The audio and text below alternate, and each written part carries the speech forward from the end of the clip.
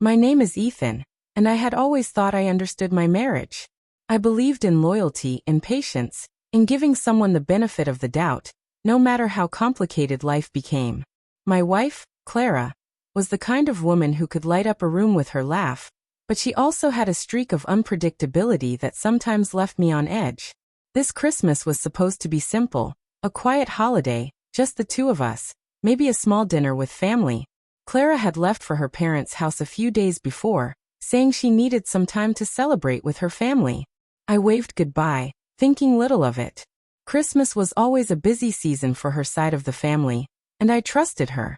When she called from the airport to say she'd landed safely, her voice had a lightness that seemed normal, even cheerful. But as the days passed, I noticed subtle changes in her texts. Short replies, vague explanations about gatherings, and once a message that simply read, "I'll tell you when I get home." I shrugged it off at first, assuming she was caught up in the festivities. On Christmas Eve, I went to sleep with the usual mix of anticipation and calm. I didn't know that when Clara walked through the door on Christmas morning, she would bring with her news that would shatter everything I thought I knew. She arrived with her usual holiday cheer, carrying gifts and wearing a bright smile. But as soon as she stepped inside, I noticed something different, a new roundness in her figure, subtle but unmistakable. My heart sank as she met my gaze, her smile faltering slightly. "Ethan, there's something I need to tell you," she said, her voice trembling. I felt a chill in my chest, an instinctual warning. "What is it?" I asked, keeping my tone calm, though every nerve in my body was alert. She took a deep breath, paused, then said words that I couldn't have prepared for. "I'm pregnant. And it's not yours." The room spun for a moment. I wanted to ask how, why, or who, but the words caught in my throat. My mind raced back over the last months. Every laugh, every touch, every conversation. How had I missed this? How had we reached this point without me knowing? Clara's eyes filled with tears, and she stepped closer, placing a hand on my arm. "I know this is hard, Ethan. I didn't plan it, and I don't want to hurt you. But I want you to help me raise him. I want you to adopt him for the child's sake." I backed away slightly, my chest tight. Adoption. Not just her mistake, but my responsibility now?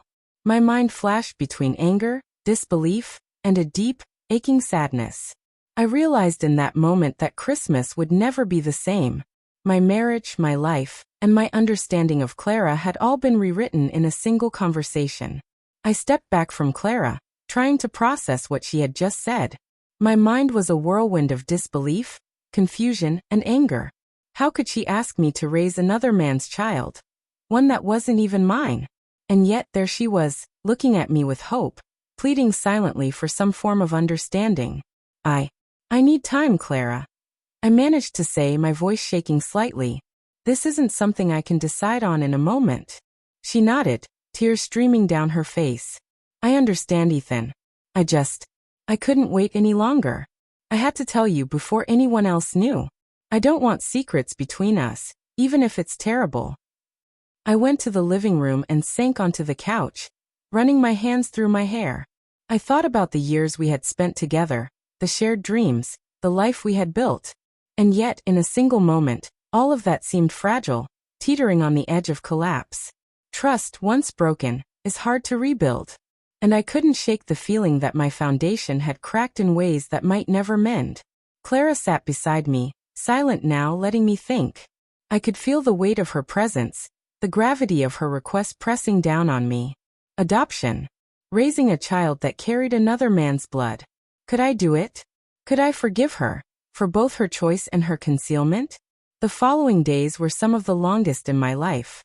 I tried to act normal. But every glance, every word from Clara reminded me of the truth I was struggling to accept. Friends and family began arriving for the holidays, laughing, exchanging gifts, unaware of the storm brewing silently in our home. I smiled politely, engaged in conversations, but inside I felt detached, like a spectator watching a life I no longer recognized. At night, I would lie awake, thinking about the future. Could our marriage survive this? Could I even look at Clara the same way? And what of the child? Innocent, unaware, yet already entwined in a web of adult mistakes. My heart ached for him, for the life he would be born into, and for the role I might be forced to play. Clara tried to bridge the gap, offering comfort and explanations, but each word felt like a reminder of betrayal. Her explanations made sense in theory, but sense rarely heals a broken heart.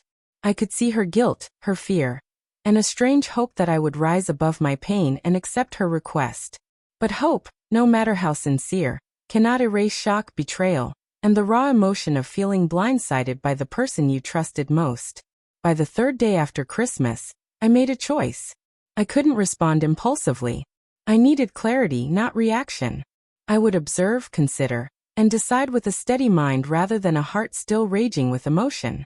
And so I told Clara, softly but firmly, "We need to talk properly. No distractions. I need the truth, and I need it now." Clara and I sat at the kitchen table, the space between us heavy with tension. The tree lights flickered softly in the corner, but the warmth of the holiday seemed irrelevant now. I looked at her. Really looked, trying to see the truth behind her eyes. This wasn't just about a mistake or a secret. It was about choices, consequences, and whether the foundation of our marriage could survive such a revelation. "Ethan," Clara began, her voice trembling, "I know this is insane. I never wanted to hurt you. But I'm asking you now from the bottom of my heart to consider this. For him, for our family, for the life we can still build together." I stayed silent for a moment, taking a deep breath. The rational part of me understood her reasoning. She wanted a father for the child, stability, love, even if it wasn't my biological son. But the emotional part, the part that had trusted her completely, screamed in protest. Trust, once fractured, is not easily repaired. And asking me to adopt a child conceived with someone else felt like a test I wasn't sure I could pass. I leaned back, staring at the worn wood of the table. "Clara, I need to be honest," I said finally. "This isn't just about the child. It's about us. About trust. About whether we can ever really be the people we were before." Her eyes filled with tears. "I understand. But can we at least try? Please. I need to know if there's a chance, any chance, that we can make this work." I thought about the years behind us, the shared moments of laughter, the small victories, and the quiet nights of intimacy that had once defined our bond. Could I forgive her enough to accept this? Could I look at this child and not see the shadow of betrayal that had marked its conception? "I don't know if I can," I admitted, my voice low. "But I do know that I need to decide from a place of clarity, not anger. I need to see if we can rebuild trust, piece by piece, without ignoring what's happened." For the first time in days, Clara nodded without argument. The silence between us was heavy but not hostile.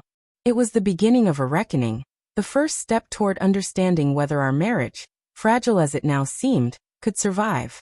As the evening wore on, I realized something profound. Life doesn't pause for betrayal. Decisions must be made, paths must be chosen, and hearts must confront truths they'd rather ignore. Clara's request was audacious, shocking, and morally complex, but it also forced me to confront the reality of love, responsibility, and forgiveness. That night, lying awake, I knew one thing with certainty.